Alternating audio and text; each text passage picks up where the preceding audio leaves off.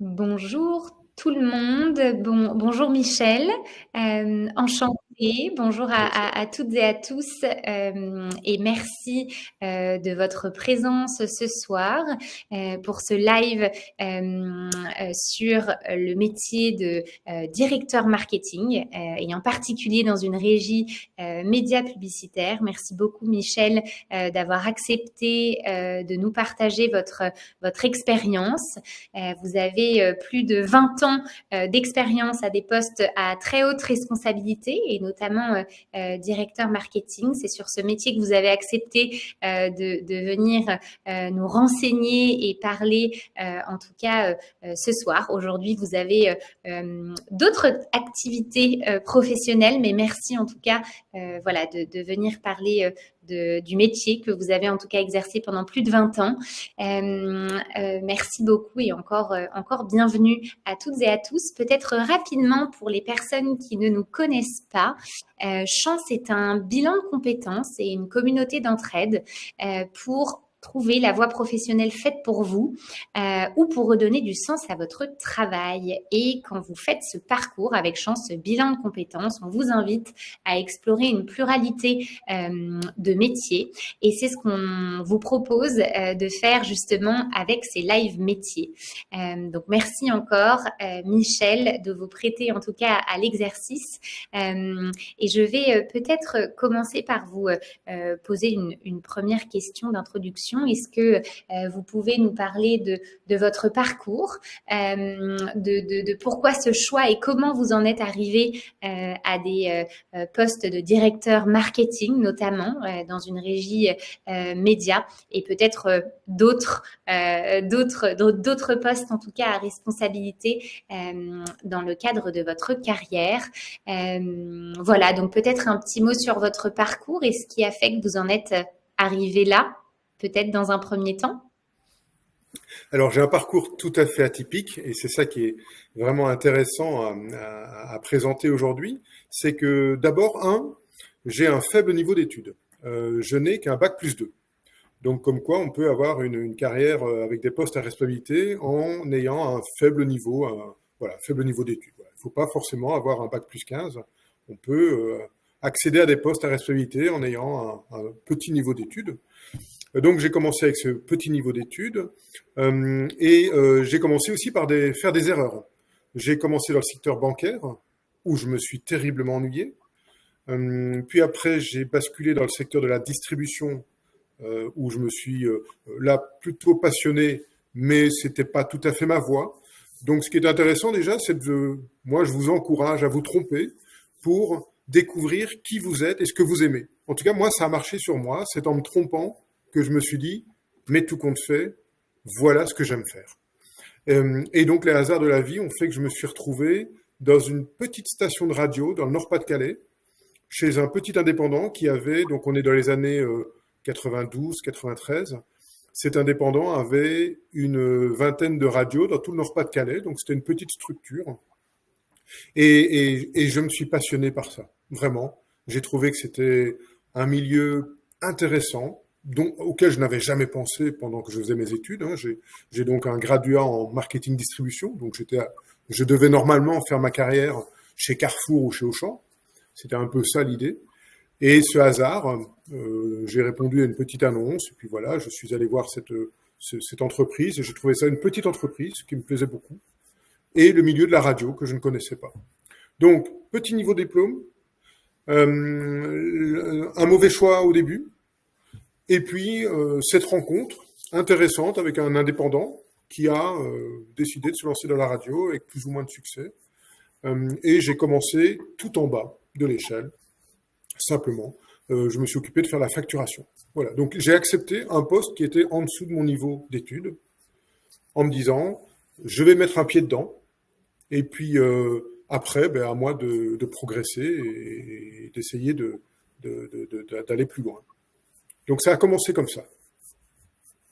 Super, merci pour ce partage. C'est important de rappeler voilà, qu'on peut y arriver sans forcément un haut niveau d'études. Et merci pour ce rappel, Michel. J'ai peut-être une question avant peut-être que vous alliez plus loin dans votre parcours et dans les différentes étapes qui vous ont amené à des postes de directeur. Vous avez parlé d'une rencontre d'un consultant, d'un indépendant, je crois, au début du coup de cette carrière. Et on sait à quel point les rencontres peuvent être marquantes dans une carrière professionnelle et peuvent faire beaucoup. Est-ce que justement dans votre parcours et notamment cette rencontre, est-ce qu'il y a d'autres rencontres qui ont joué un rôle important dans vos décisions? Et du coup, quelles sont ces rencontres? Ben déjà, cette personne, cet indépendant, il m'a donné ma chance dans le sens où je devais m'occuper de la facturation et comme j'avançais très vite dans mon métier, j'avais plus rien à faire. Très vite, après une semaine de boulot, j'avais plus rien à faire tellement j'avais processé un peu tout ça. Et il m'a dit, ben, va à l'antenne, va voir s'il y a des choses qui te plaisent à l'antenne. Puis après, il m'a dit, ben, va voir si tu peux pas faire quelque chose avec les commerciaux. Donc il m'a laissé cette autonomie. Et donc je me suis intéressé à tout. Et très vite, il m'a dit, bon, ben Michel, je vais être obligé de te nommer secrétaire général parce que tu fais la facturation, tu aides les animateurs à l'antenne, tu aides les commerciaux. Donc, je ne peux pas te laisser sur la facturation. Tu vas avoir un poste un peu de secrétaire général, donc d'une petite structure. Et puis, on a été racheté par le groupe Lagardère, donc très grand groupe en France, surtout à l'époque. Et la personne qui a été chargée de nous racheter, Olivier Cantet, je m'en souviendrai toute ma vie, donc qui était le directeur du réseau de Lagardère à cette époque-là, on a eu un entretien et ça s'est très bien passé. Et il m'a dit, Michel, si tu le veux, j'aimerais bien que tu montes à Paris. Et donc là, je suis allé à Paris contre mon envie, parce que moi, je me projetais pas d'aller travailler dans une grande ville. Très clairement, Paris me faisait pas rêver, hein, disons les choses. Mais je me suis dit, bon, le poste est intéressant, Olivier Cantet a l'air d'être quelqu'un qui est passionnant, donc je vais y aller. Et en fait, cette personne-là, elle a structuré ma carrière parce que c'était une personne qui m'a tout de suite dit, Michel, ne stresse pas, parce que j'étais quelqu'un de très stressé. Je voulais réussir, je voulais que mon patron soit content, donc je travaillais. Et puis il m'a dit, mais tu sais Michel, moi tu sais où j'étais hier? Je me souviendrai, hein, j'étais arrivé dans son bureau en plein stress en lui disant, oh, ça va pas du tout, il y a plein de trucs qui vont pas. Il m'a dit, tu sais où j'étais hier soir? Je dis non. Il me dit, j'étais en haut d'une montagne, parce que c'était un passionné d'alpinisme. Il me dit, j'étais tout en haut d'une montagne, et en dessous de moi, il y avait 300 mètres de vide. Et je me suis dit, tiens, là, si je lâche la corde, ben voilà, là, il y a un truc grave. Il me dit, Michel, est-ce que le stress que tu es en train de vivre maintenant, est-ce qu'il est du même niveau? Je dis, ben non, ma vie n'est pas en jeu, il n'y a pas de problème. Bon, mais tu te rends compte? Il me dit, ben, Michel, du coup, déstresse-toi. Déstresse-toi. Ta vie n'est pas en jeu. Et c'est bête, hein, mais ça m'a marqué. Et du coup, pendant toute ma carrière, même quand j'avais des responsabilités vraiment lourdes, que je devais prendre des décisions très compliquées, je vous donne un truc, hein, après vous l'appliquez ou vous l'appliquez pas, j'allais me réfugier dans les toilettes. Je m'enfermais dans les toilettes et je repensais à cette conversation que j'avais eue avec Olivier Cantet en me disant, ne stresse pas, tout va bien, ta vie n'est pas en jeu, tu dois prendre une décision, voilà en quoi elle consiste, mais il n'y a pas de problème, c'est pas ta vie, il n'y a pas 300 mètres de vide en dessous de toi. Et je ressortais des toilettes détendu, même si je devais parler devant 500 personnes, eh bien j'avais mais vraiment zéro stress. Je me disais, je vais profiter de ce moment, je vais me donner du plaisir et j'oubliais mon stress. Voilà. Donc cette personne sans elle, je pense que j'aurais été un type ultra stressé et ce stress m'aurait détruit, m'aurait empêché de m'envoler. Il m'aurait plongé vers le bas, comme un mauvais stress. Et voilà, grâce à ça, grâce à cette parole, grâce à cet échange, j'ai pu gérer mon stress qui aurait été un vrai handicap. Et donc après, grâce à ma collaboration avec lui et le fait qu'il m'a vraiment pris sous son épaule et qu'il m'a fait grandir parce que c'était un vrai manager, c'était quelqu'un de passionnant, eh bien ensuite j'ai pu grimper les échelons chez Lagardère. Et à partir du moment où vous grimpez les échelons dans un grand groupe comme celui-là, eh bien vous êtes débauchable. Voilà. Et donc, quand Olivier est parti à quitter le groupe, donc moi, j'ai trouvé ça moins passionnant et j'ai des sociétés qui sont venues me chercher en me disant, ben Michel, on sait que chez Lagardère, tu as telle fonction, telle responsabilité. Est-ce que tu voudrais venir chez nous? Et donc voilà, à partir de ce moment-là, je n'ai plus jamais eu à postuler. Waouh. C'est impressionnant et merci pour ce partage. Je pense qu'il est précieux sur notamment la gestion du stress et ça peut intéresser et être une clé pour beaucoup d'entre nous. Donc merci beaucoup Michel pour ce partage. Vous avez des questions dans le chat. Je me permets de vous poser la première. On va partir peut-être des grandes difficultés auxquelles vous avez peut-être dû faire face dans votre carrière. Est-ce que vous en avez une ou plusieurs en tête et comment justement vous y avez fait face peut-être notamment la gestion du stress, vous en avez parlé, ce retour à ce partage de la part d'Olivier vous a permis peut-être de gérer des situations. Est-ce qu'il y a d'autres difficultés auxquelles vous avez dû faire face dans ces 20 années, voire plus de carrière à de tels postes? La plus grosse difficulté quand vous êtes directeur marketing, puisque ensuite j'ai été directeur marketing du groupe JC2Co et d'un groupe européen qui s'appelle Exterion Média. Quand vous êtes directeur marketing, la plus grosse difficulté, c'est que vous êtes censé avoir réponse à tout. Un directeur marketing, quand il va en clientèle, quand il représente son groupe devant des clients ou des actionnaires, c'est la personne pour laquelle on n'attend pas qu'elle réponde « je ne sais pas ». Voilà. Autant dans d'autres fonctions, vous avez le droit de dire « je ne sais pas ». Si vous demandez à un comptable comment fonctionne ce que doit faire un ouvrier, il va vous dire « je ne sais pas ». Voilà. Et c'est normal et on ne va pas lui en vouloir. Le directeur marketing, il est au centre de l'entreprise. Et c'est-à-dire qu'il doit comprendre tous les enjeux de l'entreprise et tous les métiers de l'entreprise. Voilà. Et donc, c'est quelqu'un qui doit être capable de dialoguer avec tout le monde pour justement aspirer toute cette connaissance, comprendre les enjeux de chacun, savoir discuter de manière totalement au même niveau avec des ouvriers, avec des employés, avec des dirigeants, avec des actionnaires, en sachant s'adapter bien sûr à chaque fois. Donc, il ne faut pas être prétentieux, sinon les ouvriers ne vous parlent pas, ils vous disent « ça y est, c'est le comique de Paris qui arrive, il ne connaît rien à mon métier », donc il faut leur dire « comme vous, je suis allé afficher, donc je sais que c'est très dur, c'est très physique, j'ai été affiché des panneaux, donc je sais qu'en effet, votre métier, il est terrifiant. » Et donc, il faut savoir comprendre ça. Je peux discuter avec d'autres personnes parce que j'ai été à la facturation, j'ai fait de la facturation, j'ai touché à tous les métiers et je sais ce que c'est, je sais la complexité que c'est et j'ai beaucoup de modestie par rapport à ça. Et puis, on doit être capable de discuter avec un dirigeant qui, à un moment donné, doit vous dire, bon, Michel, on va à droite ou à gauche. Et il faut être capable de dire, bon, ben voilà les enjeux, à droite, voilà ce qui va se passer, et à gauche, voilà ce qui va se passer. Et il faut lui parler à un directeur financier, il faut lui parler avec des chiffres. À un commercial, il faut lui faire comprendre qu'on a déjà vendu, donc on sait la difficulté de son métier. Voilà. Et le directeur marketing, il a toutes ces casquettes. Et il doit les aborder avec beaucoup de modestie et voilà, et adapter le langage de la personne qu'il a en face de lui. Merci pour cette réponse. Et est-ce que vous, dans votre carrière, vous avez eu, donc ça fait partie de difficultés majeures, je dirais, du poste. Est-ce que vous avez un exemple peut-être d'un moment où vous avez eu une hésitation assez importante ou en tout cas une difficulté, je ne sais pas, justement, vous parliez de peut-être d'un échange avec un ouvrier pour lui faire comprendre que vous comprenez puisque vous êtes passé par là, ou avec un dirigeant. Est-ce qu'il y a eu des exemples marquants où vous avez appris aussi, bien sûr, de ces exemples?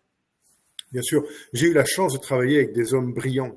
Enfin, quand je dis des hommes avec un grand H, Bien sûr. La patronne de Lagardère, c'est Madame Constance Binquet. Donc, voilà, quand je dis homme, c'est avec un grand H.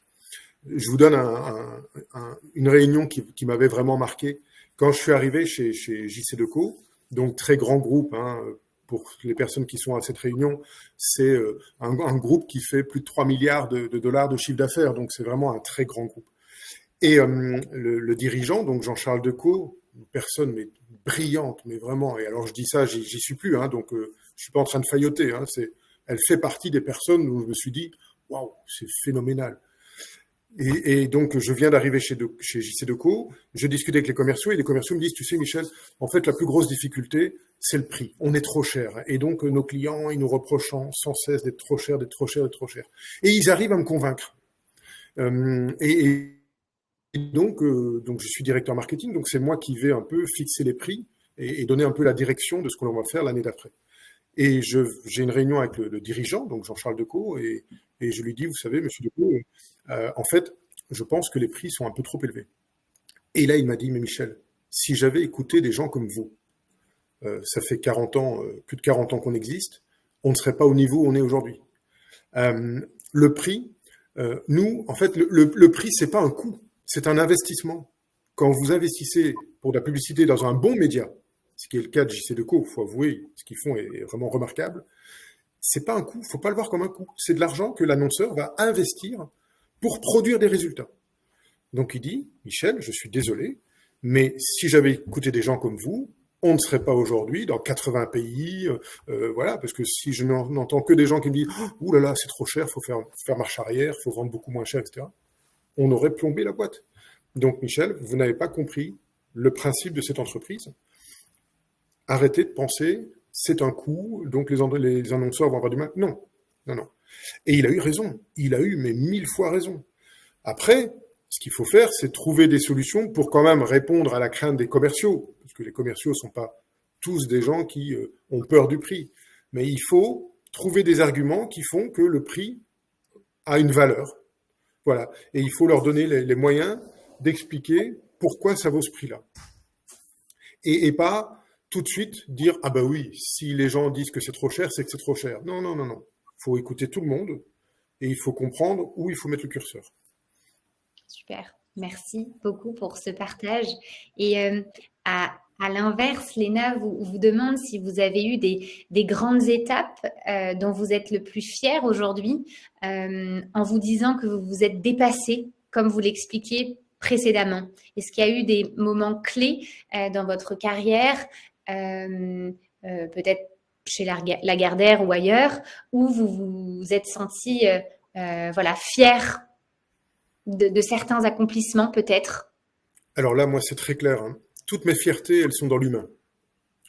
Ce qui me porte vraiment, hein, c'est bien entendu, il y a eu des belles victoires, mais gagner un appel d'offres, tout ça, ça fait plaisir. Mais une fierté, pour moi, c'est l'humain. C'est-à-dire, dans mes équipes, voir des gens qui faisaient partie de l'équipe marketing, qui maintenant dirigent un pays. Alors là, j'ai le cas, j'ai un garçon avec lequel j'ai travaillé pendant quelques années, qui m'a suivi dans différentes sociétés. À chaque fois que je quittais un groupe, je le ramenais avec moi. Ce garçon-là, aujourd'hui, il dirige Hong Kong. Mais là, je suis content.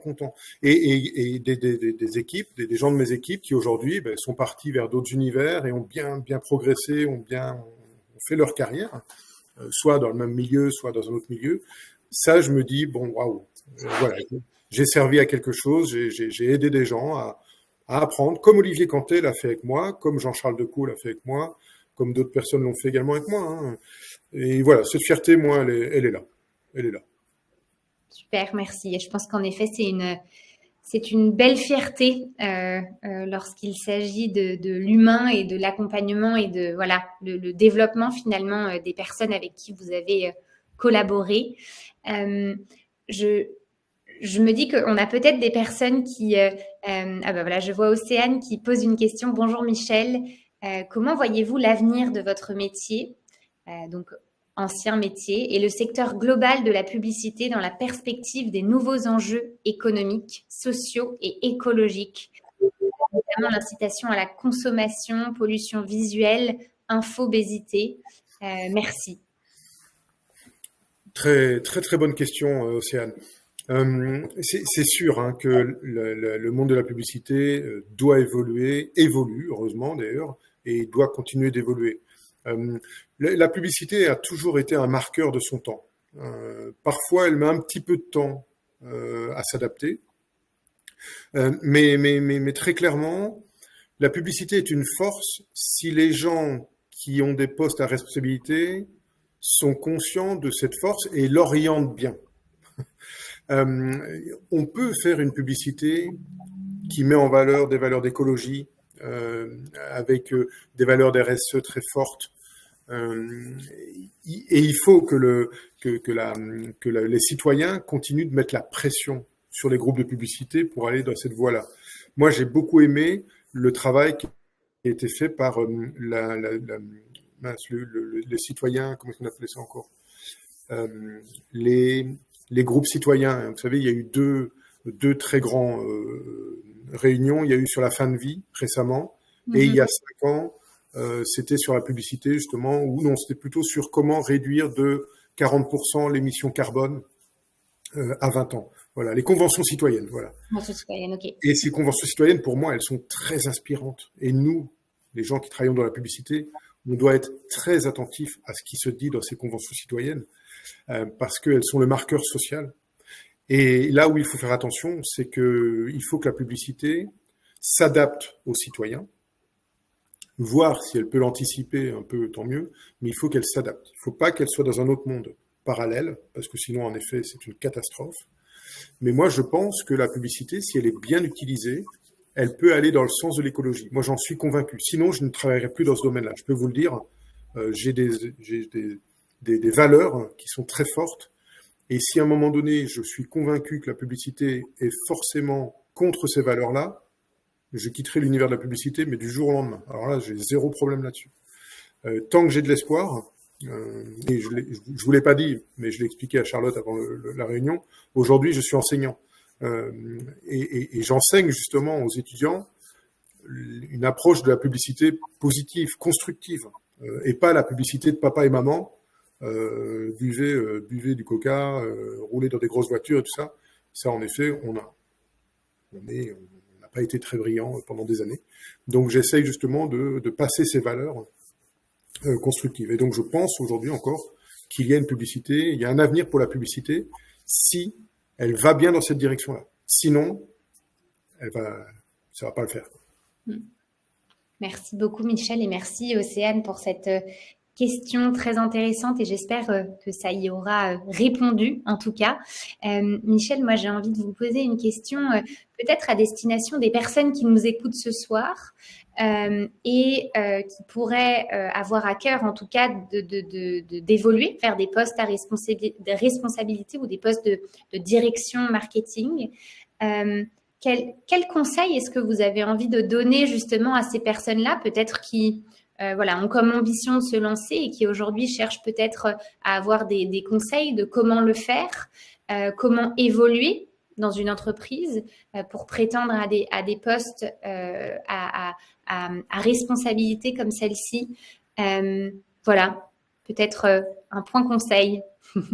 Alors, je dirais comme ça que j'en ai 2 conseils. Ouais. Déjà, soyez ouverts dans vos rencontres. Sachez construire des réseaux.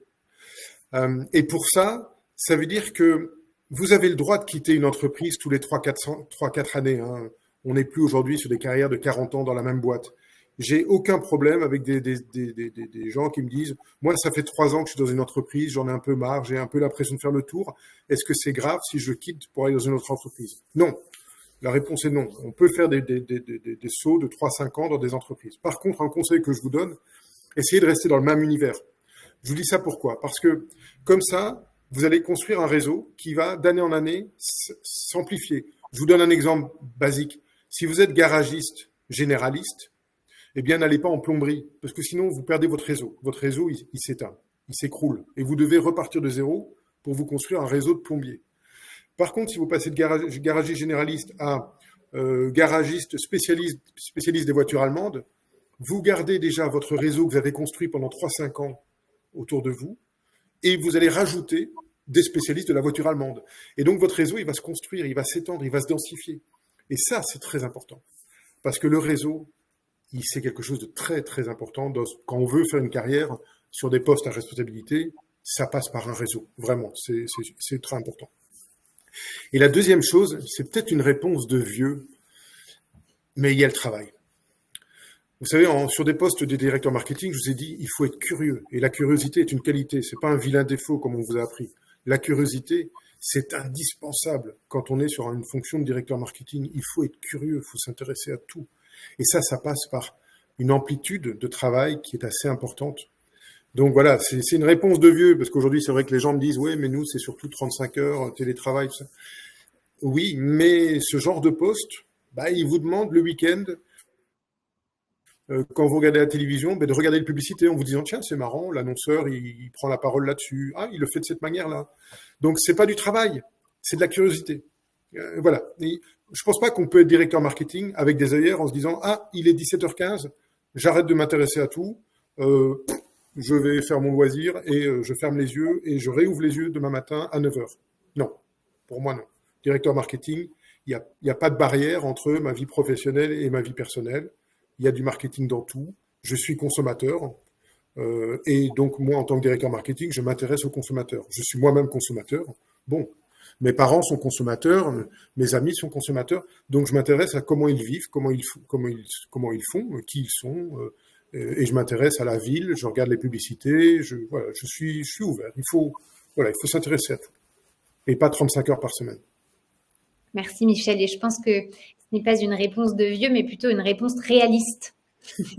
Et je pense que justement les personnes qui nous écoutent ont aussi besoin de ce réalisme du métier. Et je vois que l'heure tourne et il nous reste plus que 3 minutes. Et vous avez une question, Constance, qui fait, je pense, une bonne transition avec ce que vous venez de partager. Constance vous demande quel conseil donneriez-vous à une personne passionnée par son métier et qui s'investit à 200%, j'imagine comme vous le faites encore aujourd'hui et vous l'avez fait, pour ne pas se perdre dans sa carrière et laisser une place à sa vie privée? Il faut être un peu plus raisonnable que moi. Il faut savoir dire stop, ce que j'ai pas pu faire pendant 25 ans où je travaillais presque 7 jours sur 7. Donc là-dessus, je ne le conseille pas aujourd'hui, c'est sûr. Et d'ailleurs, en plus, je pense que c'est pas une bonne chose. Je pense que on est meilleur quand on a des temps quand même de repos, de temps où voilà, on a des loisirs, on s'occupe de ses enfants. Voilà, on a une vie familiale digne de ce nom. Voilà, si j'ai vraiment un regret dans ma vie, c'est ça, c'est d'avoir été un peu trop jusqu'au boutiste. J'étais un taré, voilà, je le dis clairement. J'étais un fou de travail. Je pense qu'on peut avoir la même carrière que j'ai eue en faisant un peu attention à sa vie, aux autres. Voilà, si j'ai un truc sur lequel je voudrais gommer, revenir en arrière, c'est ça que j'aurais fait. Moi, je suis un mauvais exemple. J'ai oublié tout le restant. Ce qui n'est plus le cas ces dernières années. Enfin, ces 4 dernières années, je me suis un peu assagi et j'ai pris un peu la dimension des choses. Mais voilà, il faut avoir des repères dans sa vie et se dire, bon, il y a un temps de loisir, il y a un temps de boulot. Ça, c'est indispensable. Merci Constance pour cette question et merci Michel pour cette réponse parce que je pense qu'en effet elle est primordiale et aujourd'hui on sait à quel point l'équilibre vie personnelle et vie professionnelle est précieuse pour vivre tout simplement. Et merci Michel. Je vois qu'il est déjà 18h30. Merci beaucoup pour votre temps. Ça passe très vite, 30 minutes. Merci à toutes les personnes qui ont posé de super questions très pertinentes. Et merci encore Michel pour justement cet acte solidaire que de venir parler de votre parcours à des personnes qui se posent des questions. Merci, vous avez des mots justement dans le chat d'Océane, Josette. Merci beaucoup, merci tout le monde, merci encore Michel. Je vous souhaite une excellente soirée, une excellente semaine et merci à toutes les personnes qui étaient présentes ce soir. À bientôt tout le monde et encore merci Michel pour votre temps. Très bonne soirée. Très bonne soirée. Au revoir. Au revoir à toutes et à tous.